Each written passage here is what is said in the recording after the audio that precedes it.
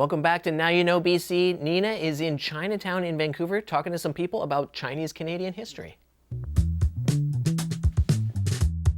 I'm Neena Savage, and this is Street Survey. Today we're here at the Chinatown Storytelling Centre talking to folks about Chinese Canadian history, what that means to them, and what we can learn about our past to create a better future. We are a cultural institution, the first of its kind in Canada, and of course in Vancouver, to tell the stories of Chinese Canadians from what we like to say, the bottom up. So we have stories here from ordinary people, from people who've achieved great things, and we've told those stories from our perspective. I work at the archives department.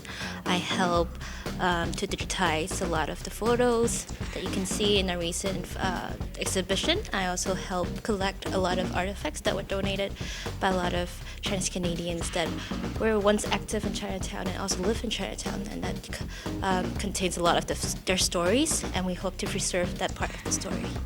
We actually are from Vancouver, but it's just wanting to learn more about our own city and like our history of our people, basically. We've never really, I guess, walked around as much, so yeah.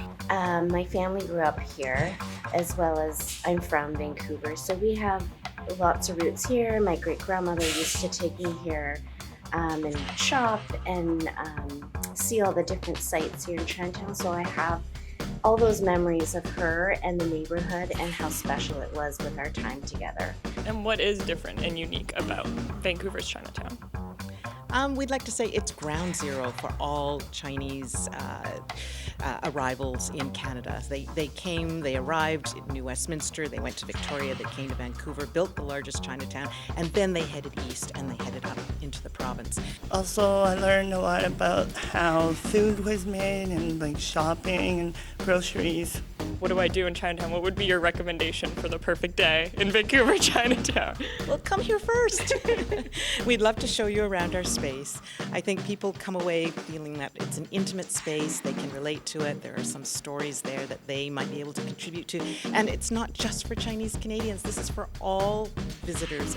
We actually just went to Phnom Penh before coming here, so that place is really good if anyone wants to go. Okay, you can start off with Newtown Bakery, which is right next to us.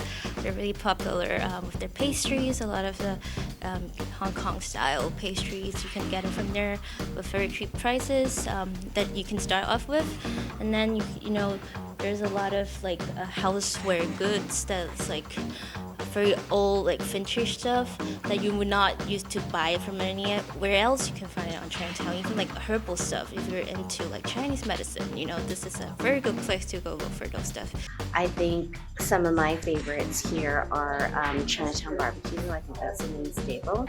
I do like having dim sum at J Dynasty, as well as I like Dina Mao across the street. But I'd like to also add that we have a lot of cool bars here that I also like to go to.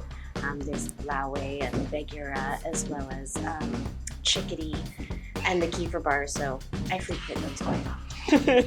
So there's lots to learn here at the Chinatown Storytelling Centre, but I think the biggest takeaway is that you just need to come down here, come to Chinatown, and experience it for yourself.